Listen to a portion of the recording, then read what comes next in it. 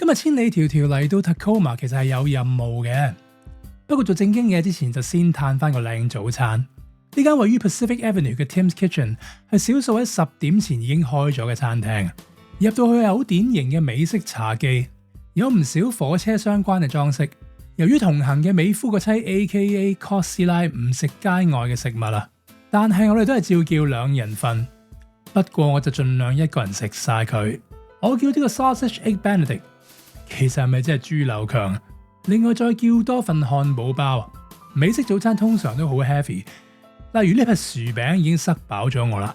最後因為趕時間食得完一份已經要閃人，所以另外一份係要打包拎走。呢餐2人份連稅連貼士大概係55蚊美金啊！如果計翻港紙即係400幾蚊，2個人食個早餐真係嚇親啊！不過呢邊嘅物價就係咁噶啦，下條片見。